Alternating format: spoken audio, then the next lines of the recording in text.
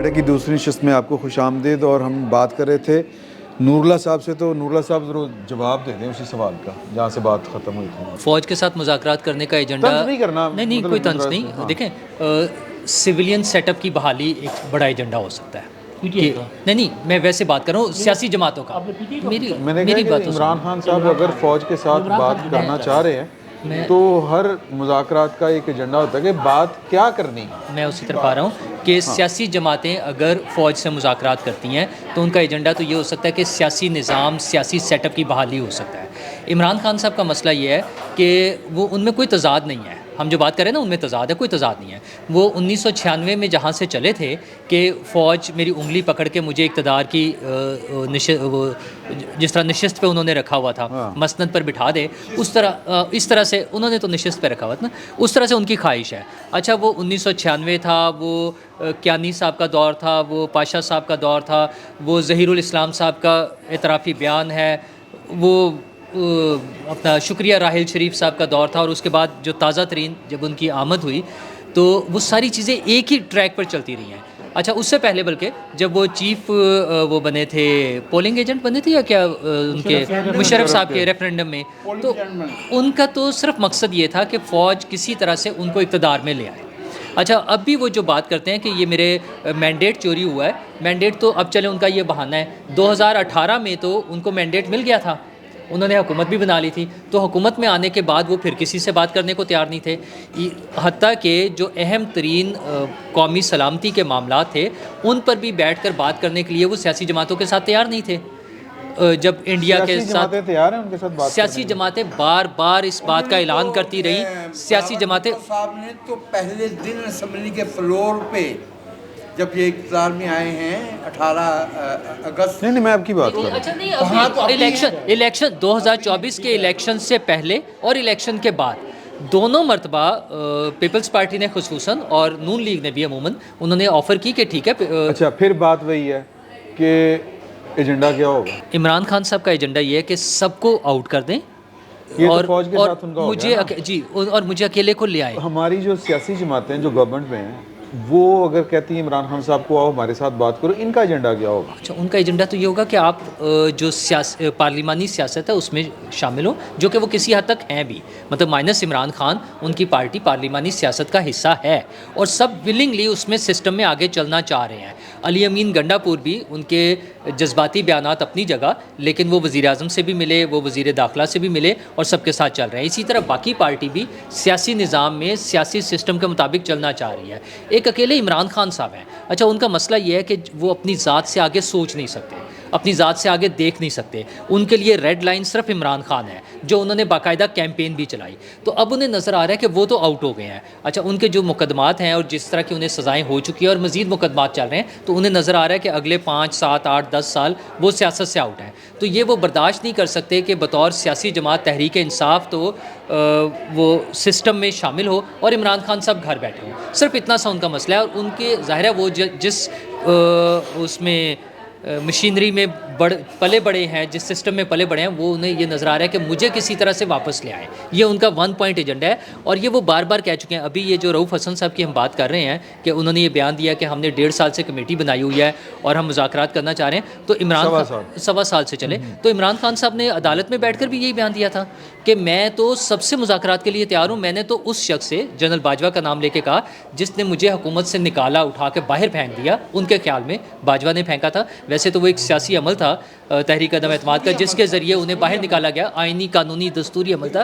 لیکن عمران خان صاحب کا خیال یہ تھا کہ جس جنرل باجوہ نے مجھے اٹھا کر باہر پھینکا, میں نے ان سے مذاکرات کے لیے کمیٹی بنائی اور پھر 2 مرتبہ درخواستیں کر کے ترلے منتیں کر کے ان سے ملا اور انہیں لائف ٹائم ایکسٹینشن بھی آفر کی.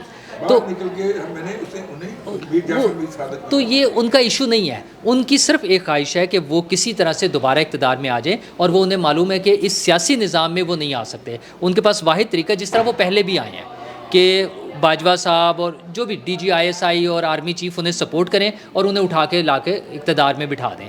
تو یہ ان کا واحد ایجنڈا ہے, اس کے لیے وہ مذاکرات کرنا چاہ رہے ہیں. سیاسی جماعتیں تو پھر اپنا اپنا شیئر لیں گی نا, پبلک ووٹ کی بیس پر, پبلک سپورٹ کی بیس پر اپنا وہ لیں گی. میں آ رہا ہوں سر. آپ سوال سمجھا نہیں پائے, وہ سمجھ نہیں پائے. بات یہ ہے کہ نہیں سر میں یار آپ اپنا اس میں پوائنٹ آف ویو بتا دیں. یار میں ایک بات کر رہا ہوں, میں وہ جو سوال پوچھ رہے تھے کہ باقی سیاسی جماعتوں کا ایجنڈا, تو میں یہ کہہ رہا ہوں گرم کافی. اچھا پھر کافی ٹھنڈی کافی دے دیں ان کو. اچھا جب میں نے باقی ایجنڈا کی بات کرنی شروع کی تو ان کا کہنا تھا کہ نہیں پہلے آپ اس کے بات کریں, پی ٹی آئی کی بات کریں. جب میں نے سٹارٹ کیا تھا تو انہوں نے روک کے بلکہ اسپیشلی آپ سے سوال دہرایا تھا کہ نہیں آپ پہلے پی ٹی آئی کی بات. میں نے نہیں کہا تھا یار تسی برداشت کر لو. کمنٹ کیا ہے, ایک منٹ کمنٹ کیا ہے. میں معافی چاہتا ہوں سر, میں معافی چاہتا ہوں. چھوٹے چھوٹے عمران خان ہر جگہ ہوتے ہیں. اچھا میں معافی چاہتا ہوں. بات یہ ہے, بات کر رہے ہیں, مسئلہ یہ کہ یار آپ اپنی بات کر لیں, آپ کو اس میں پرابلم کیا ہے؟ میں ان کو بات کر رہا ہوں سر. نہیں تو آپ اس میں ان کے ساتھ بات شروع کریں نا, یہ نہ کہیں کہ کسی نے دوسرے نے سمجھا یا نہیں سمجھا. تسی چھڑ دیو, تسی غلطی کیتی, تسی سوال غلط کیتا. میں سوال غلط کیتا, میں سوال کرنا نہیں آتا. میں معافی چاہنا سر. بات یہ ہے کہ جو دیگر پولیٹیکل پارٹیز ہیں, دیگر پولیٹیکل, آپ غلط بات کر رہے ہیں. میں معافی مانگ رہا ہوں سر, غلط سوال کرنے تھے, میں تو یہ کہہ رہا ہوں سر. اگر ان کو لگ رہا ہے غلط سوال کیا تھا تو میں معافی مانگتا ہوں آپ سے. آپ کو لگ رہا ہے میں نے ٹھیک سوال کیا تو میں آپ کا شکریہ ادا کرتا ہوں. میں تو یہی کر سکتا نا سر, میں اور یہی کرا سر. جی سر جو باقی پولیٹیکل پارٹیز ہیں نا, ان کا ایجنڈا کوئی خفیہ ایجنڈا نہیں ہے. وہ ایک بار نہیں 20 بار کلیئر کٹ کہہ چکے ہیں کہ بھائی اس ملک کو چلانے کے لیے ہمیں ایک اور سی او ڈی کرنا ہے.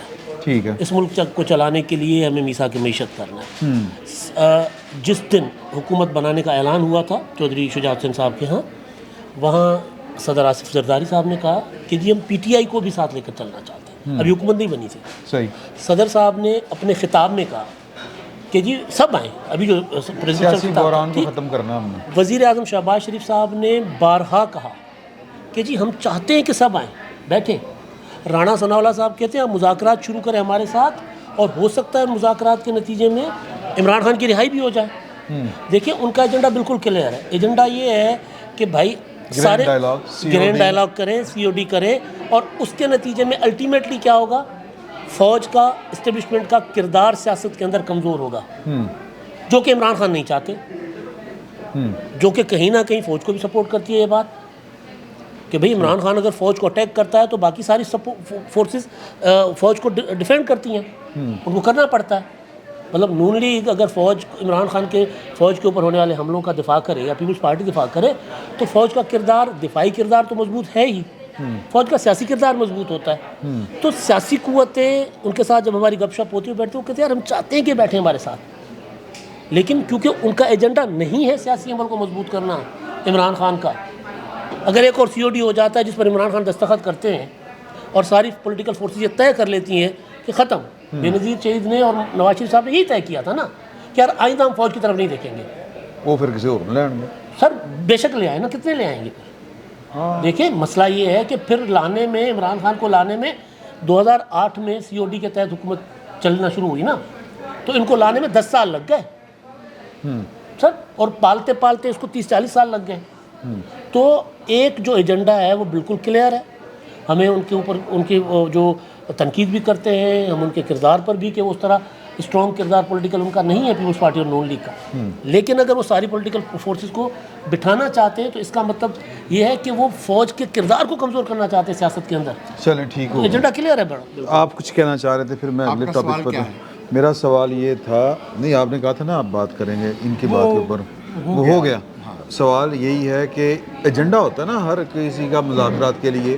پہلی بات یہ کہ کیا اس وقت ملک کو ضرورت ہے کسی مذاکرات کی ہے, تو وہ مذاکرات کا ایجنڈا کیا ہوگا اور کس کس کو ضرورت ہے؟ وہ مذاکرات کا ایجنڈا وہی ہے جو 1948 سے چلا ہے اس ملک میں. ٹھیک ہے. وہ ہے اس ملک میں سیاسی جماعتوں کا ایک فیڈریشن ہے اور ایک جمہوریت ہے. جمہوریت نام ہی اپوزیشن کی لیجیٹیمیسی کا ہوتا ہے. صحیح. یعنی بھائی نور اللہ مجھ سے اختلاف کریں تو مجھے یہ حق نہیں کہ میں یہ کہوں کہ ان کو یہ بات کہنے کا حق نہیں ہے. صحیح. اختلاف کر سکتا ہوں لیکن ان کے اس حق کو ماننا پڑے گا. His right to disagree is legitimate. Imran Khan صاحب اس دھارے سے تعلق رکھتے ہیں جو کہ ہم اس ملک کی جمہوری قوتوں کا مخالف دھارا رہا ہے. میں آپ کو مثال پیش کرتا ہوں. پاکستان کے لوگوں نے پیپلز پارٹی بنائی تھی 1948 میں. غفار خان اور شیر بنگال اور دوسرے لوگوں کے ساتھ مل کے میاں افتخار الدین بھی شریک تھے. ہم نے جی مسیت بھی شامل تھے. پھر ہم نے جگتو فرنٹ بنایا تھا. پھر ہم نے COD بنائی تھی, اس کے COP combined opposition parties Ayub کے خلاف. پھر ہم نے فاطمہ جناح کے ساتھ مل کے اتحاد بنایا تھا. پھر ہم نے PNA بنایا تھا. پھر ہم نے PDF بنائی تھی 1974 میں. پھر ہم نے جو ہے وہ MRD بنائی تھی. پھر ہم نے PDA بنائی تھی, IGI بھی بنائی تھی. یہ سب کیا ہے؟ اس کا مطلب یہ ہے کہ اس ملک کی جمہوری طاقتیں یہ چاہتی ہیں کہ آئین کے مطابق سیاسی رہنماؤں کو فیصلہ سازی کی جگہ ملنی چاہیے. اور اس ملک کے اندر ایک بہت بڑا طبقہ ہے جس نے اس ملک کے ریپبلک ہونے پہ نشان لگا رکھا. جب میں کہتا ہوں ریپبلک ہونے پہ نشان لگا رکھا تو اس کا کیا مطلب ہے؟ اس کا مطلب ہے اس ملک کے عوام کو فیصلہ سازی کے حق سے محروم کر رکھا ہے. عمران خان صاحب انہی کی نمائندگی کرتے ہیں. حمید گل کیا کر رہے تھے؟ حمید گل اور عمران خان صاحب پہ الزام لگایا تھا نا ایدی صاحب نے. لیفٹیننٹ جنرل مجیب الرحمان اور حمید گل صاحب کو پہلا چیئرمین بنانا چاہتے تھے نا. جی ٹھیک ہے. ریفرنڈم میں گئے تھے نا پرویز, ان کو کوئی تکلیف نہیں تھی پرویز مشرف کے اقتدار پہ قبضہ کرنے سے. انہیں کوئی ریفرنڈم سے تکلیف نہیں تھی. یہ تب میدان میں آئے جب ان کو یہ پتہ چلا کہ 2007 آ گیا ہے. ہاں اگلا سسٹم. یہ تو 14 مئی 2006 کے میثاق جمہوریت کو مذاق جمہوریت کہتے تھے. جی. اور کیا ہمیں نہیں معلوم کہ 30 اکتوبر 2011 کو جو ان کا جلسہ تھا تو کنہوں نے آرگنائز کیا تھا, اور اس کے بعد کے جو اگلے 50 دن تھے نام گن لیجئے. ظہیر الاسلام نے تو کہہ دیا نا کہ ہم نے تیسری قوت پیدا کرنی تھی. یہ ظہیر الاسلام صاحب سے پہلے حمید گل نے مانا کہ ہم پیپلز پارٹی کو کٹ ٹو سائز کرنا چاہتے ہیں. آپ ہیں کون؟ اس ملک کے لوگوں کے سیاسی مینڈیٹ کا سائز کیا ہوگا یہ فیصلہ کرنے والے آپ ہیں کون؟ بندوق والے, طاقت والے. یہ ایجنڈا ہے. اور اچھی بات یہ ایجنڈا ہے. اور جہاں تک تعلق ہے کہ ان سے کیا مذاکرات کرنے ہیں, تو حضور انگریز کے ساتھ گول میز کانفرنسوں میں گاندھی اور جناح بیٹھ کے کیا کرتے تھے؟ انگیج کرتے تھے. مقصد کیا تھا؟ آزادی لینا. صحیح. جب سیاستدان قابض کفتوں کے ساتھ یا ان کفتوں کے ساتھ جنہوں نے غیر آئینی طور پہ اقتدار پہ قبضہ کر رکھا ہے مذاکرات کرے گا تو اس کا مقصد ہوتا ہے دستور کی بحالی, ٹھیک, سیاسی بندوبست کی بحالی. ٹھیک ہے. اور جب کوئی ایسا شخص جو یہ کہے کہ میں نے سیاستدانوں سے بات نہیں کرنی, میں نے صرف COA سے بات کرنی ہے, وہ مکمکا چاہتا ہے. مکمکا چاہتا ہے. اچھا ایک یہ ہے مکمکا, یہ ہے مکمکا, وہ مفاہمت کو مکمکا کہتے ہیں. اب نا ذرا 3 ہیں ایشوز, وہ ذرا ایک ایک کر کے کر لیتے ہیں. ایک اگر آپ کو یاد ہو, ایک شادی کے اوپر, شادی کی تقریب میں جنرل باجوہ صاحب نے قرآن اٹھا لیا. ایک تو وہ ذرا اپنی رائے دے دیں کہ وہ قرآن جو اٹھایا ہے وہ دباؤ ہے, کیا ہے, یا وہ خوف ہے, کیا چیز ہے. اور پھر اس کی جو ہے وہ تردیدیں بھی آ رہی ہیں, تردیدیں میرا گواہیاں آ رہی ہیں. کچھ لوگ کہہ رہے ہیں کہ جی یہ غلط تھا, یہ وہ ایسے نہیں ہے جس طرح وہ بات کر رہے ہیں, ان کا کوئی نہ کوئی کردار تھا. تو دوسرا معاملہ ہے وہ اپنے سہیل وڑائچ صاحب نے جو لکھا کالم, وہ والا معاملہ, وہ جیو جنگ پیج سے اتر گیا وہ ان کا کالم. اور وہ اصل معاملہ کیا ہے, کیا لڑائی ہے کہ نہیں ہے, کسی لیول کے اوپر ہے یا محض ایک غلط فہمی ہے. اور تیسرا اگر آپ ڈسکس کرنا چاہیں تو وہ ہے جو مریم نے وردی پہنی تھی اس کے اوپر جو ایشو چلا. آپ میرا خیال ہے کہ پہلے دیکھیے, پچھلے موضوع پہ آپ نے مجھے گفتگو کی اجازت نہ دے کر میرا جمہوری حق غصب کیا. میں آپ کا غاصبانہ حق تسلیم کر رہا ہوں. نہیں, آپ شروع کر لیں, وہیں سے شروع کر لیں. مطلب دیکھیے نا یار, ادھر سے وہ اب اندھے کو بھی نظر آتا ہے کہ ادھر سے ہرکارا بھیجتے ہیں اور ادھر سے بیان داغ دیتے ہیں. بالکل اسی طرح جس طرح علوی کے ذریعے باجوہ صاحب کو پریزیڈنسی میں بلا کے ان کے پاؤں پکڑتے تھے اور باہر نکل کے ان کو میر جعفر میر صادق کا خطاب دے دیتے تھے اسی دن جلسے میں کھڑے ہو کے. تو وہ اسی لیکن فلسفی ਤੁਸੀਂ پہ چل رہا ہے۔ ਮੀਰ ਜਾਫਰ ਜਾਂ ਮੀਰ ਸਾਦਕ ਦੇ ਵੀ ਆਫਰੀਨ ਹੈ ਨਾ ਜਿਹੜਾ ਹਰ ਆਫਰੀਨ। ਵਾਰੀ ਪਹੁੰਚ ਜਾਂਦਾ ਸੀ ਮੁਜ਼ਾਕਰਾਤ اور ਕਰਨ وہ آج بھی صفائیاں کہ دیتے نہیں؟ پھر وہ میر ਹੁਣ جعفر ਕੁਰਾਨ ਪਾਕ ਹੱਥ ਫੜ ਕੇ ਜਨਾਬ ਮੈਂ اب ਤਾਂ ਕੁਝ وہ- ਨਹੀਂ ਕੀਤਾ ਮੈਂ ਤਾਂ ਕੁਝ ਨਹੀਂ ਕੀਤਾ دیکھیے وہ بنیادی طور پہ باجوہ صاحب جو تھے फरवरी 2018 में जो लबो लहजा था ना वो कुरान उठाने वाला नहीं था। نہیں نہیں باجوہ صاحب کو تو اللہ تعالیٰ نے وہ عزت عطا فرمائی ہے ہاں۔ کہ ہر تھان تو ذلیل ہوئے پی ٹی آئی تو وکھرے ہوئے اس کی نون وجہ لیگ یہ- تو وکھرے ہوئے پیپل پارٹی تو وکھرے ہوئے اس ہر کی پاسے میری اس کی وجہ یہ ہے فوج کے اندر وکھرے ہوئے ہاں फैज दिलों के भाग में है। اس کی وجہ یہ ہے کہ جب آپ ہر جگہ سے واردات ڈالنے کی کوشش کریں گے اور اپنا فلیش آف پاؤنڈ نکالنے کی کوشش کریں گے تو آپ ذلیل ہوں گے۔ آپ کو کسی ایک پارٹی کے ساتھ کھڑا ہونا ہے، بھلے اپنے ادارے کے ساتھ کھڑے ہوں۔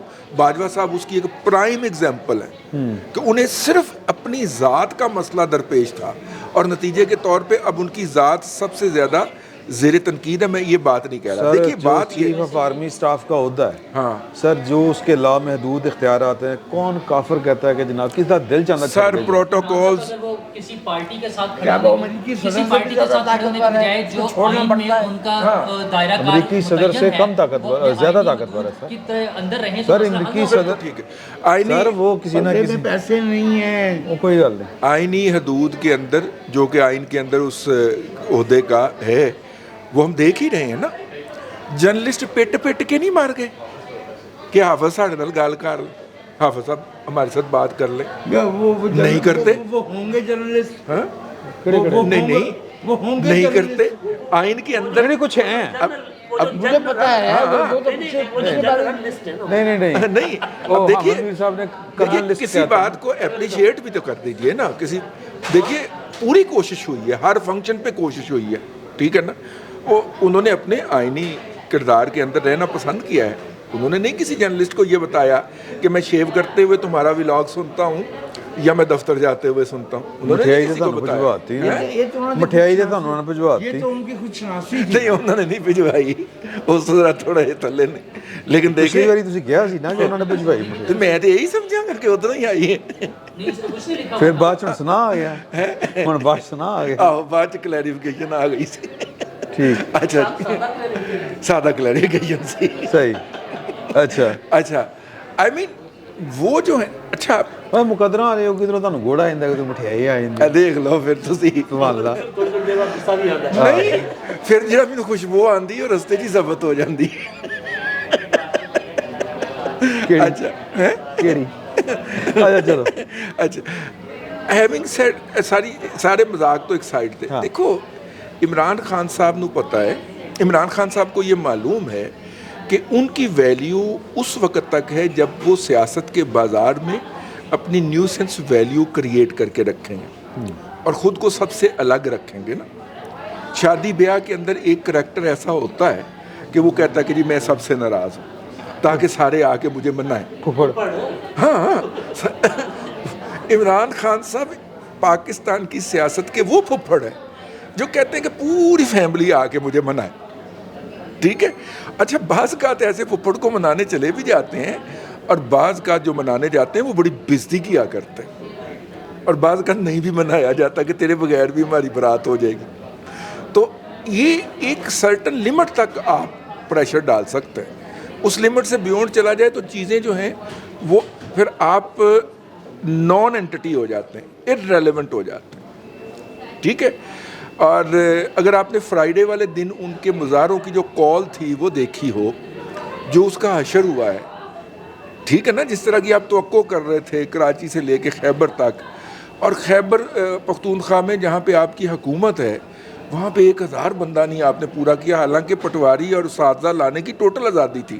ٹھیک ہو گیا۔ اچھا چونکہ ہمارے پاس ٹائم کم ہے تو میں کروں گیئر اپ کریں مریم نواز کی وردی والی کی بات کے اوپر آپ کا کیا دیکھیے سمبولکلی ہر جو ہوتا ہے حکمران وہ جہاں پہ جاتا ہے، جس طرح امریکہ کا صدر جب افغانستان میں آیا تھا اگر آپ کو یاد ہو تو اس نے میرین کی وردی پہن کے ان کے خطاب کیا تھا۔ اعزازی کرنل نہیں بنے تھے، بھٹو صاحب اعزازی سیٹسفائی نے کرنل کی وردی نہیں پہنی تھی، وہ تو پبلک آفس ہولڈر بھی نہیں تھا۔ جی اچھا اس کے علاوہ بھی یہ ایک سمبلائز کیا جاتا ہے۔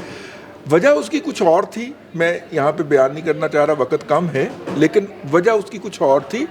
ہینڈسم کا بیانیہ جو ہم نے 18 سال لگا کے گھڑا تھا نا عمران خان کے بارے میں، وہ پی ٹی آئی کو اپنے ہاتھ سے سرکتا محسوس ہوا ہے پہلی مرتبہ، اور ان کو آگ لگی. اب دیکھیے امریکہ سے شروع ہوئی ہے، ان کی کوئی قیادت اس موضوع کے اوپر ٹویٹ کرنے میں پیچھے نہیں رہی. ٹھیک ہے، یعنی ان کو ٹک ٹاک میں کے میدان میں چیلنج مل گیا. ہاں، شاہین صاحبائی جو ہیں، شاہین صاحبائی جیسے، میرا مطلب ہے باسی کڑی میں بھی ابال ہے. وہ ویسے وہ جو کہ میری ہی طرح سے بہت چاہتا ہوں، میں نے ان کا ایک ٹویٹ پڑھا تھا، وہ اس قابل نہیں ہے کہ ان کا ذکر کیا جائے. میں نے ان کا ایک ٹویٹ پڑھا تھا، وہ ہمیشہ ہی آپ تو بلو دی بیلٹ کہتے ہیں، وہ پتہ نہیں کہاں گا، ہی از بلو دا لیول. ایک بات میں آپ سے عرض کرنا چاہ رہا ہوں، میں آپ کو صرف یاد دلانا چاہتا ہوں کہ بھائی گواہی دے دیں. جس دن الیکشن ہوا تھا نا 8 فروری کا، اس کے فوراً بعد والے بیٹھک میں نے ایک جملہ کہا تھا کہ قوم منقسم ہے، مینڈیٹ منقسم ہے، اور فیصلہ ساز منقسم ہے. جی یاد آ گیا نا؟ میں نے اتنا ہی کہا تھا اور پھر میں نے چھوڑ دیا تھا. یہ ہے گواہی. یہ جو کالم لگا ہے اور اترا ہے، یہ 1.25 سال کے بعد اس بات کی گواہی آ رہی ہے کہ میں اس بات پہ کلیئر ہوں کہ اتنا تو 2011 سے لے کے 2022 تک قوم کے خلاف جو جرائم کیے گئے تھے ان کے دوران بے یقینی نہیں تھی جتنی اب ہے. جس میں اسے ہم پنجابی میں ایک لفظ استعمال کرتے ہیں، اردو میں کر دیتے ہیں کہ حکومت کے خد و خال ہی نہیں ہے. یہ معلوم ہی نہیں ہے، شیر منہ کوئی نہیں ہے. یس، یہ سمجھ نہیں آ رہی کہ اختیارات فیصلہ سازی ہونی کہاں پہ ہے. اور ایس آئی ایف سی میں، اور وہ ایس آئی ایف سی میں وہ فیصلہ ہوا ہے، وہ 13 جو ہیں وہ کسٹم افیسر اڑاتے گئے اس کا رزلٹ، وہ ہم نے 303 بھی اڑا رکھے ہیں، ہم نے 1300 بھی اڑا رکھے ہیں. لیکن جو میں آپ سے بات عرض کر رہا ہوں وہ یہ ہے، فیصلہ آج بھی وہی ہے کہ یہ ملک، اس ملک کے منتخب نمائندوں نے چلانا ہے، یا انہوں نے جن کا یہ خیال ہے کہ ان کے اوپر جو ہے وہ کوئی خاص ذہانت اتری ہے. نہیں، یہ تو شہباز شریف نے پوچھنا چاہیے تھا نا کہ یہ کی ہو رہا ہے. شہباز شریف صاحب یہ پوچھنے جو کہ ہوتے تو وہ شہباز شریف نہ ہوتے. پھر کدے کو پوچھیے ہیں اور لوگ شہباز شریف صاحب کے ساتھ تو بہت مشکل پیش آ رہی ہے. اچھا، وہ کیا؟ آپ نا ایک اتحادی حکومت بناتے ہیں. یہ 2-3 چیزیں اکٹھی ہو گئی، وہ کالم والی، وردی والی، میں اور چیز کر لینا باجوہ صاحب والی. میں باجوہ صاحب کی تینوں چیزوں پہ 2 منٹ میں آپ سے لیتا ہوں. سر پہلے میں شروع کرتا ہوں شہباز شریف کے ساتھ. ٹھیک ہے. دیکھیں، آپ نے ایک اتحادی حکومت بنائی، آپ کو اتحادیوں کا ووٹ ملا ہوا ہے، اور آپ اتحادیوں کی بلیک میلنگ میں آ جاتے ہیں کہ جب یہ عہدہ بھی دے دیں، یہ عہدہ بھی دے دیں. شہباز شریف صاحب کو گھر سے لگی ہوئی ہے. ڈار صاحب کہتے ہیں ساری ٹوپیاں میں نے پہننی ہے. آپ نے بڑا امپورٹنٹ موضوع چھوڑ دیا. ڈار صاحب والا، ڈار صاحب کو ڈپٹی پرائم منسٹر نوٹیفائی کر دیا. بھائی آپ پرائم منسٹر ہو، لکھوا کے کیوں لے رہے ہو؟ ڈپٹی پرائم منسٹر جو ہے وہ صرف بنا تھا پرویز الہی. نہیں، وہ بھی سینئر وزیر بنائے گئے تھے. ڈپٹی پرائم منسٹر کا عہدہ پاکستان کے دستور میں نہیں ہے، لیکن انہوں نے نوٹیفائی کر دیا. چلے اس وقت تو میں اس وقت پیپلز پارٹی کی مجبوری تھی کہ نون لیگ چھوڑ گئی، ایم کیو ایم دھمکیاں دے رہی تھی، وہ بلیک میل ہو گئے، انہوں نے غیر آئینی کام کر دیا. اتحادیوں کیا تو بلیک میل ہو کے بھائی یہاں کون سی مجبوری ہے؟ ٹھیک ہے، مسئلہ یہ ہے. میں اب شہباز شریف بیچارہ پھر ایس آئی ایف سی کا پریشر دیکھتے دیکھتے گھر سے پریشر آ جاتا ہے، تو وہ کہتے ہیں فیصلے کر لو، مجھ سے دستخط کروا لو. میاں صاحب اگر آپ نے اس کو وزارت دینی، مسئلہ یہ ہے کہ جب حکومت کو اپنے گھر سے پڑ جائے نا سر، وہ پھر جگہ جگہ بلیک میل ہوتی ہے. نہیں، اسحاق ڈار کو لوگ ہی کرانا چاہ رہے ہیں سر. اسحاق ڈار صاحب نے اقتصادی رابطہ کمیٹی میں کہا جی مجھے لگا دے. اچھا سر، سی سی آئی کے ممبر پچھلے اقتدار میں ان کے پاس 80 کمیٹیاں تھیں سر، ایک نہیں تھی، اب وہ بھی چاہ رہے ہیں. وزیر خارجہ ہیں، ڈالی جاتی ہیں بیبیاں، وزیر خارجہ ہیں، وزیر خزانہ کو کک مار کے نکلوایا انہوں نے. کہاں سے؟ اپنا سی سی آئی سے مشترکہ مفادات کی کونسل سے، جہاں پہ وزیر اعلیٰ کا اختیار ثواب دی کہ وہ کس کو لگائیں وہاں پہ وفاقی کابینہ میں سے. تو عموماً پریکٹس ہے کہ وزیر خزانہ ہوتا ہے. ٹھیک ہے. اب دوسرا معاملہ شہباز شریف والا میں اس میں لپیٹ دیا کہ وہ مجبور ہے. دوسرا جو ہے وہ اپنا سہیل ولایت صاحب والا. دیکھیں، جب آپ ایک پروجیکٹ بناتے ہیں سب سے پہلے بھاگتے اسحاق ڈار صاحب ہاں سب سے پہلے بھاگتے ہیں سب سے پہلے اور کہتے ہیں مجھے چھوڑاؤ، اور لالچ بھی بہت ہے اقتدار کا، کہتے ہیں کہ مجھے چھوڑاؤ، چھوڑا بھی وزیر اعظم کے جہاز میں، لے کے وزیر اعظم کے جہاز میں، خیر اور پھر بیان بھی دے دیتے ہیں، اور پھر کہتے ہو بیان میں نے پریشر میں دیا تھا. بہت نیک آدمی، اس کے بارے میں مت اوکے اوکے ٹھیک ہے سر. اچھا اب وہ جو سہیل وڑائچ صاحب والا کالم ہے، جب آپ پروجیکٹ سازیاں کرتے ہیں پھر کہندے نے کہ عمران خان جڑا ہے نا وہ پاپولر پتہ نہیں کیوں میں ਇਹੋ ਜਿਹੀ رکھتا نہیں پیا. اچھا جی سر جی وہ اپنا ایک قمر جاوید باجوہ صاحب کا تھا، وہ انٹرویو تھا، مطلب وہ جو گپ شپ کرتے تھے، ان سے پوچھا گیا تھا کہ جی آپ نے یہ جو عمران ریاض، یہ صابر شاہ کے صحافیوں کا نام لیا گیا تھا کہ آپ تو عمران خان سے پیچھے ہٹ گئے، یہ کیوں نہیں ہٹ رہے؟ تو انہوں نے کہا ہم نے ان کے جو ذہن ان کو بتایا نہیں تھا اور ان کے ذہنوں کا صفایا نہیں کیا تھا، رائٹ ٹائم کے اوپر ان کو سمجھانا نہیں شروع کیا تھا. تو بالکل اسی طرح جب آپ ایک ادارہ ایک پروجیکٹ سازی میں ہوتا ہے تو پھر وہ جو کہیں نہ کہیں کوئی بیج ہوتا ہے وہ پھر کبھی درخت بن جاتا ہے، پھر اس کو کاٹنا پڑتا ہے. تو اسی طرح کی چیزیں ہو رہی ہیں. ایک گجرانوالے والا آپ نے سنا، اس سے پہلے فیض حمید صاحب، اس سے اظہر عباس صاحب، اور مطلب یہ ظاہر ہے پھر وہ جو سہیل وڑائچ صاحب اشارے دے رہے ہیں گجران ابھی جو ریسنٹلی ڈیزائن نہیں ہوا، وہ تو منگلا سوری ایمن بلال صفدر. میں اپنے ویلاگ میں گجرانوالا ہی کہہ گیا ہوا تھا. بہرحال بڑا اچھا نہیں ہوئے تو کہہ گیا وڑائچ نہیں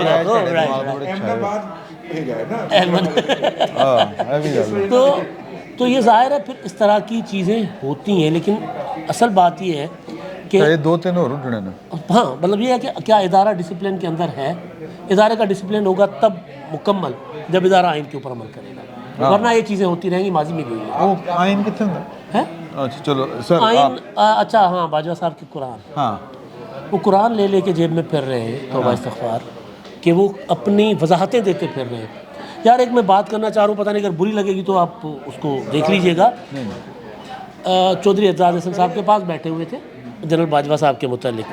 انہوں نے کہا یار جو آپریشن میں آ گئے تھے اس وقت، کہ یار کتوں بھی نہ جٹ لگتا ہے نہ جرنیل لگتا ہے، دباؤ میں بہت جلدی آ جاتا ہے. بڑی انہوں نے واحد بات کی، وہ خود بھی ایسے ہی کہ وہ خود صرف شریف آدمی لگے. نہیں میں بات کر رہا ہوں صرف باجوہ کے متعلق کہ پنجاب کے نام پہ دھبا ہے. سر میں جو بات کر رہا ہوں وہ ذرا ڈفرینٹ ہے. اگر وہ میں یہ کہہ رہا ہوں کہ وہ دباؤ میں جلدی آ جاتے ہیں، اور انہوں نے ثابت کیا اس بات کو کہ قرآن لے کے جیب میں پھرنا اور مجیب الرحمان شامی کے سامنے صاحب کے سامنے رکھ دینا ہے جو ملک ریاض کا لیول ہے.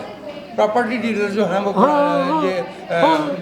جی میں نے اچھا وضاحتیں تینوں وہ کی ہیں جو عمران خان نے ان کے اوپر الزام لگایا ہے. ہاں اچھا آئین توڑنے کا الزام اسلام آباد تھانوں کسی نے کیا بھی سی نا کہ عمران خان باجوہ دا گجیا ہوا.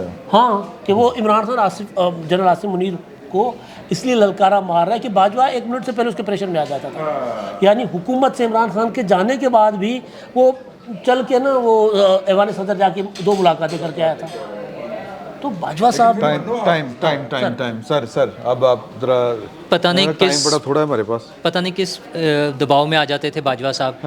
ایک اچھی بھلی چلتی ہوئی میجورٹی والی حکومت کے وزیر اعظم کو فارغ کر دیا، ٹھیک ہے، اپنی مرضی کے ایک ہائیبرڈ سسٹم انسٹال کر کے عمران خان کو ہمارے سروں پہ مسلط کر دیا. اچھا وہ عثمان بزدار جیسے وزیر اعلیٰ کے ساتھ پنجاب کا بیڑا غرق کروا دیا. اچھا پھر جب ضرورت پڑی اس سے اختلافات ہو گئے تو اس وزیر اعظم کی چھٹی بھی کروا دی. ضرورت پڑی تو ساری جماعتوں کو نیچے لگا کے اپنے لیے ایکسٹینشن بھی لے لی، اور ہمیں لگتا ہے وہ بڑا دباؤ میں آ جاتا ہے. وہ کسی دباؤ میں نہیں آ رہا. باجوہ صاحب کے لیے کچھ سر پھرے جو ہے نا بعض کا بات کرتے ہیں کہ ان کا احتساب ہوگا، لوگوں کو شوق ہے. اچھا وہ منگو کوچوان والی بات جو ہے نا ہمیں لگتی ہے کہ شاید کبھی ہو جائے گا. تو وہ اصل میں ان کی کلیئرنس ہو رہی ہے، وہ کلیریفیکیشنز آ رہی ہیں کہ میرا تو کوئی تعلق نہیں تھا. دیکھیں انہوں نے تو قسمیں اٹھا کے انہوں نے قرآن ہاتھ میں پکڑ لیا، اپنی والدہ محترمہ کی قسم کھا لی، آخرت میں شفاعت کے حوالے سے بات کر لی. مطلب اللہ معاف کرے ایسی بھاری قسمیں کھا کے بندے کو ویسی لگے گا کہ یار یہ شاید سچ ہی بول رہا ہوں. اگر صرف قسموں کی طرف دیکھیں. حالانکہ میں اس چیز کا گواہ ہوں کہ یہ شخص جو تھا اپنی ایکسٹینشن کی فائل کمر میں دبا کے گھوم رہا تھا، اور پرائم منسٹر آف پاکستان جو ہے وہ اپنے پرسنل پیڈ کے اوپر چیف آف آرمی سٹاف کی ایکسٹینشن جاری نہیں کرتا. اس نے پرائم منسٹر ہاؤس میں بیٹھ کے کروائی تھی. اچھا پھر جب اسے کسی نے وجاہت صاحب جیسے پڑھے لکھے بندے نے بتایا کہ کی چول مار نے اس طرح نہیں ہوتی ایکسٹینشن، پھر انہوں نے سمری وزارت دفاع سے منگوا کے اور اس کے اوپر وہ باقاعدہ نوٹیفیکیشن کیا تھا. عمران خان نے اس کو ہر موقع پہ ذلیل کیا.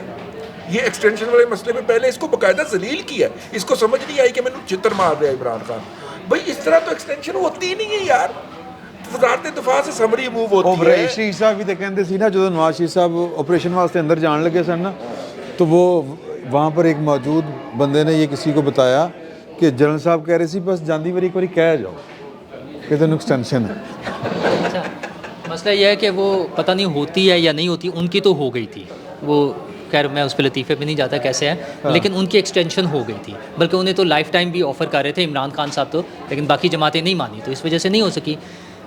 اصل معاملہ صرف اتنا سا ہے کہ سیاسی جماعتیں کیا یہ فیصلہ کریں گی کہ بار بار سیاسی عمل کو روکنے والے, عوامی مینڈیٹ کو چرانے والے اور عوام پہ غیر جمہوری نظام کو مسلط کرنے والے لوگوں کا احتساب ہوگا یا نہیں ہوگا. حکومت کے پاس وقت تھوڑا ہوتا ہے. جس دن حکومت آتی ہے نا وجود میں, اس دن ان کا کاؤنٹ ڈاؤن شروع ہو جاتا ہے. بظاہر تو وہ 5 سال ہوتا ہے, لیکن یہاں پتہ نہیں کتنا ہوتا ہے. ہمارے ہاں تو اور بھی معاملات چلتے رہتے ہیں. حکومت ہر گزرتے ہوئے دن کے ساتھ کمزور ہوتی جاتی ہے. انہوں نے جو وعدے کیے ہوتے ہیں, انہوں نے جو منشور دیا ہوتا ہے, جو انہوں نے سہانے خواب دکھائے ہوتے ہیں, لوگ ظاہر ہے ان سے ڈیمانڈ کرتے ہیں یا ایکسپیکٹ کرتے ہیں کہ شاید ان میں سے کچھ چیزیں ہو جائیں گی, اور وہ کوشش بھی کرتے ہیں جہاں تک ہو سکتا ہے, لیکن وہ ان کے ساتھ ساتھ ان پر پریشر بڑھتا جاتا ہے سیاسی جماعتوں پہ یا سیاسی حکومتوں پہ. تو حکومت کے لیے فیصلہ کرنا ہے کہ کس حد تک آگے جا سکتے ہیں. وہ جو سہیل وڑائچ صاحب کی بات کر رہے ہیں نا, سہیل وڑائچ صاحب بھی اسی گروپ میں شامل ہیں جو وکٹ کے دونوں طرف بھی کھیل رہے ہوتے ہیں. ایک کالم ادھر سے لکھتے ہیں تو دوسرا ادھر سے لکھ دیتے ہیں. ایک اس گروپ کے ساتھ ہیں جنہیں جو بار بار یہ باور کرانے کی کوشش کر رہے ہیں ایک خاص پروپیگنڈا کے زیر اثر کہ عمران خان کے جا کر پاؤں پکڑ لیں تو اس ملک کے مسائل حل ہو جائیں گے, جبکہ ایسا نہیں ہونا. یہ اس طرح کے بہت سے دانشور ہیں جو ہمیں بتاتے تھے کہ تھاٹ پروسیس شروع ہو چکا ہوا ہے, وہاں پر لوگ پہنچ گئے ہیں, ان سے جا کے درخواست کی جا رہی ہے. او بھائی وہ خود مان رہے ہیں, بار بار عمران خان صاحب خود بیٹھ کر کہتے ہیں کہ میں تو تیار بیٹھا ہوں, کوئی میری بات نہیں سن رہا. ان کا تو وہی حال ہے جو مودی سے اور ادھر سے چلے تھے, بائیڈن سے چلے تھے کہ میں فون کرتا ہوں تو سنتے نہیں ہیں, میں ایکسپیکٹ کر رہا ہوں تو کال نہیں کرتے. اور ایک جھوٹی کال انہوں نے فرینچ پریزیڈنٹ کی منگا لی تھی, بس اتنا کہ یہاں سے انہیں اسٹیبلشمنٹ سے جواب مل رہا ہے. اب رؤوف حسن صاحب نے صاف جواب بتا دیا نا کہ ہم تو تیار بیٹھے ہوئے, وہاں سے کوئی رسپانس نہیں آ رہا. تو اچھا یہ تو ہے بڑے بڑے مسئلے, یہ تو پتہ نہیں حل ہوں گے یا نہیں ہوں گے. لیکن جو وزیر اعظم صاحب کے جو مسائل ہیں نا, مطلب انہوں نے ڈپٹی پرائم منسٹر بھی بنا لیا ہے, باقی چیزیں بھی اسی طرح سے ہوتی رہیں گی. کچھ مشیر بھی اگلے چند دنوں میں ہمیں نظر آئیں گے, وہ لوگ جو الیکشن نہیں جیت سکے تھے نون لیگ کی طرف سے, وہ کچھ لوگ مختلف پنجاب میں اور وفاق میں مشیر کے طور پر وہ بھی شامل ہو جائیں گے. چلیں یہ ساری چیزیں تو ہو جائیں گی. جو چھوٹے چھوٹے سے مسئلے ہیں عوام کے, بجلی کی قیمتیں بڑھنی ہیں, سولر پہ ایک پوری دنیا میں جو سسٹم چل رہا ہے گرین انرجی اور آلٹرنیٹیو انرجی کے حوالے سے, ہمارے یہاں اس پہ ٹیکس کی باتیں ہوتی ہیں. جن لوگوں نے سولر سسٹم لگائے ہوئے ہیں ان سے سر وہ ساری چیزیں چل رہی ہیں نا, نیٹ میٹرنگ کے ساتھ ان کے ساتھ مناسب سلوک نہیں ہو رہا. ٹھیک ہے, اس میں انکریج کرنے کے بجائے لوگوں کو ڈسکریج کیا جا رہا ہے. اور دوسرا ایک جو کرنٹ ایشو ہے بہت بڑا, وہ ہے گندم کا. بمپر کراپ ہوئی ہے ہماری, فصل کھڑی ہوئی ہے, تیار کھڑی ہوئی ہے, موسم ظاہر ہے ایسا چل رہا ہے, بار بار بارشیں ہو رہی ہے, سالہ باری ہو رہی ہے. جو فصل کٹ چکی ہے اور جو ابھی نہیں کٹی, دونوں صورتوں میں کسان پریشان ہے. ہم نے اس کی قیمت اناؤنس کر دی ہے 3900 روپے, لیکن خرید کوئی نہیں رہا. الٹیمیٹلی ہاں وہ 3900 سے سٹارٹ ہو کر 3500, 3200, 2900, 2600, 2500 تک آ گئی ہے. مڈل مین اس سے فائدہ اٹھا رہا ہے, کسان مر رہا ہے بیچارہ. وزیر اعظم صاحب نے نوٹس بھی لے لیا ہے, لیکن اس کی اصل وجہ کی طرف کیوں نہیں آتے؟ اور نوٹس لے کے نا وہ کون لوگ تھے جنہیں پتا تھا کہ بمپر کراپ تیار ہے, سندھ میں تقریباً تیار ہو چکی تھی, پنجاب کی بھی آ رہی تھی. اچھا جتنی بھی ہے نا, تو باہر سے اس موقع پر جب اپنی فصل تیار تھی, باہر سے کیوں منگائی گئی فصل, گندم کیوں منگائی گئی؟ اور وہ $1 بلین کا جو ہم نے زر مبادلہ خرچ کیا ہے, وہ کوئی سرکاری افسر ہے یا وہ کوئی سیاستدان تھا؟ وہ کون لوگ ہیں؟ ان کو انصاف کے اس میں احتساب کے کٹہرے میں کھڑا کریں. بھائی کیئر ٹیکر تھے یا جو بھی تھے, مسئلہ تو یہ ہے کہ وہ جو کسان مر رہا ہے الٹیمیٹلی کیا ہوگا, آپ پھر ابھی ان سے خرید نہیں رہے اور وہ سب لوگ ڈسٹرب ہوں گے, عام آدمی پر پریشر آئے گا نا, پھر مہنگی گندم ملے گی ہمیں. تو یہ حکومت کا کام ہے, یہ جو چھوٹے چھوٹے سے مسائل ہیں, کس کو وزیر وہ بنانا ہے, دفاع بنانا ہے, کس کو ڈپٹی پرائم منسٹر بنانا ہے, یہ تو شاید وزیر اعظم صاحب فیصلے اتنی آسانی سے نہ کرتے ہوں. یہ جو چھوٹے چھوٹے عام عوام کے مسئلے ہیں اس کے لیے تو کوئی فیصلے کر لیں کم از کم. اچھا میں اگر گندم والے, اچھا پلیز. دیکھیے 2.5 کروڑ ٹن ہماری گندم کی ضرورت ہے, 40 لاکھ ٹن ہمارے پولٹری اور ڈیری سیکٹر کو چاہیے, 20 لاکھ ٹن ہمیں افغانستان کو دینا ہے. کیوں نہیں دیں گے تو چوک کے لے جائیں گے. اچھا 10 لاکھ ٹن سن لیجیے, 10 لاکھ سے 12 لاکھ ٹن جو ہے وہ ہمیں بیج کے لیے چاہیے. یوں یہ ٹوٹل ہوتی ہے 3 کروڑ 22 لاکھ ٹن. اس دفعہ ہماری فصل کا ایسٹیمیٹ ہے 2 کروڑ 96 لاکھ ٹن, 26 لاکھ ٹن ہم پہلے ہی شارٹ ہیں. میں تو اس عقل مند کو ڈھونڈ رہا ہوں جس نے کہا تھا بمپر کراپ ہوئی ہے, ہم شارٹ ہیں. اور یہی گندم جو اس وقت خریدنے والا کوئی نہیں ہے 2600 پہ, یہ گندم 5000 میں بکنی ہے 5 مہینے کے بعد, کیونکہ ہم گندم میں شارٹ ہیں. وہ تو کہتے ہیں ہم نے منگوائی ہوئی. حکومت نے کہا کہ ہمارے پاس چونکہ امپورٹڈ گندم کا ہے, جو کہ احمقانہ فیصلہ, میں اسے کوئی جسٹیفیکیشن نہیں سمجھتا. وہ کیئر ٹیکر نے کیا تھا, حکومت نے کہا ہمارا تو قصور کوئی نہیں, کیئر ٹیکر کر گئے. وہ وہاں سے جو گندم آئی ہے وہ ویئر ہاؤسز میں پڑی ہوئی, تو ہم رکھیں گے کہاں پہ, ہم نے بھی ضائع ہی کرنی ہے. تو کسان ہولڈ کرے. لیکن پھر بھی وفاق خرید رہا ہے 18 لاکھ ٹن, پنجاب خرید رہا ہے 21 لاکھ ٹن, اور کچھ 3-4 لاکھ ٹن انہوں نے بھی خریدنی ہوتی ہے, سندھ نے بھی. ماشاءاللہ سندھ میں ساری گندم جو ہے وہ اٹھ گئی ہے. گندم ایسے کٹنا شروع ہوتی ہے نا ٹھٹھا اور بدین سے, اور آخر میں جا کے میرپور آزاد کشمیر میں کٹتی ہے. ایسے چلتا ہوا موسم آتا ہے نا. تو ابھی پتوکی کے پاس, اکاڑا پتوکی کے پاس موسم پہنچا ہے کٹائی کا, اور ظاہر ہے کہ جہاں جہاں پہ کٹ چکی ہے وہاں پہ وہ نہیں ہے. پہلی بات. دوسری بات جو میں بڑی انٹرسٹنگ ہے, میں آپ کی اجازت سے سر, میں نے ایک صاحب سے پوچھا کہ بھائی یہ جو ہیں اپنا, اللہ آپ کا بھلا کرے, یہ راحیل شریف صاحب ابھی تک نوکری پہ ہیں سعودی عرب. ہاں, انہوں نے مجھے کہا کہ امبانی کی شادی پہ تینوں خان اکٹھے ہو گئے. میں نے کہا کہ اچھا, ہاں یار تینوں سٹیج پہ ناچے ہیں, کپڑا انہوں نے اپنی ٹانگوں کے درمیان میں سے گزار کے تو کر کے ناچے ہیں وہ, ٹھیک ہے. میں نے کہا عام زندگی کے اندر ان تینوں کا اکٹھا ہونا ناممکن سمجھا جاتا تھا. تو اس نے کہا ہاں کیوں؟ میں نے کہا پیسے کا معاملہ ہے. کہتا ایک آنا نہیں ملا ان کو. صرف وہ اس بات کے تھے امیدوار کہ ہمیں صرف بلا لیا جائے. خان تینوں اس بات کے امیدوار تھے کہ امبانی صاحب ان کو وہاں پہ بلا لیں. مائکروسافٹ کا ہیڈ صرف اس بات کا امیدوار تھا کہ امبانی صاحب اس شادی میں بلا لیں. میں نے اسے کہا کہ پھر اس کا فائدہ کیا؟ اس نے کہا بس یہ ہاتھ ہوگا نا تو پھر آگے رستے بہت کھل جاتے ہیں نا بھائی. ٹھیک ہے, ادھر بھی صاحب کی نوکری جو تھی وہ 3 سال بعد ختم ہو گئی تھی. اوکے. تو یہ اگر محلے کے اندر ٹور شور ہو کہ صاحب سعودیہ میں ہوتے ہیں تو پھر مسائل بہت حل ہو جاتے ہیں نا, مقامی اسٹیبلشمنٹ کے اندر بھی اور عالمی اسٹیبلشمنٹ کے اندر. باتوں میں چل گیا. آخری بات, وہ ذکر ہو رہا تھا کہ عمران خان صاحب انتظار میں ہیں کہ مجھے کو بلائے, تو میں تو تیار بیٹھا ہوں. تو مجھے ایک شعر یاد آ گیا, میں نے کہا اس پہ شعر پہ بات ختم کرتے ہیں. ہاں بالکل. میں نے کہا تم کر پہلے آپ کرنے نہیں آپ کر لیں. وہ یہ ختم نہ, وہ عمران خان صاحب کا جو انتظار ہے مذاکرات کا کہ کل وصل کی گھڑیاں تھیں تو کس درجہ سبق تھی. کل وصل کی گھڑیاں تھیں تو کس درجہ سبق تھی. آج کیا مر گئے گھڑیال بجانے والے. کتنا جلدی 4.5 سال گزر گئے. اچھا سر, جو گندم کا ایشو ہے نا, وہ ہمارے بابو اور نگران یہ دونوں مجرم ہیں اس کے. نگران چاہے کسی بھی صوبے کے, اور اس وقت چاروں صوبائی حکومتیں اور خاص طور پر سندھ اور پنجاب اور فیڈرل, یہ تینوں ذمہ دار ہیں. اب ہوگا کیا کہ حکومت کہہ رہی کسان اپنے پاس گندم رکھے. کیسے رکھے کسان نے یوریا کے پیسے دینے قرض پہ اٹھاتا ہے, کسان پیٹرول اپنا ڈیزل جو ہے وہ قرض پہ اٹھاتا ہے, کسان بیچارہ چھوٹا کسان کپڑے تک گندم کی فصل کے ادھار پہ لیتا ہے تو وہ تو بیچارہ کچھ کر ہی نہیں سکتا. شادیاں بیاہ ہر چیز اس کے اوپر ہوتی ہے ہولڈ کی ہوئی, تو وہ تو ایک دن نہیں رکھ سکتا اپنے پاس. اوپر سے ظالم موسم تباہ کر رہا ہے. اب آگے کیا ہوگا ملک کے لیے؟ میں تو کہہ رہا ہوں کہ حکومت اگر ساری کی ساری گندم اٹھا کے سمندر میں پھینک دے, اگر فرض کر لے کہ اضافی ہے بھی, رضی صاحب تو کہہ رہے نہیں ہے, تو حکومت اٹھا لے, پھر وہ مفت میں بانٹ دے. اس سے یہ ہوگا کہ کسان اگلی فصل اگائے گا. اگر ابھی کسان سے گندم آپ نہیں اٹھائیں گے اور کسان 2600 2700 2200 2300 پر بیچنے پر مجبور ہوگا, تو پھر کسان اگلی فصل آپ کو نہیں دے سکتا. کسان تباہ ہو جائے گا. کسان تباہ مطلب ملک تباہ.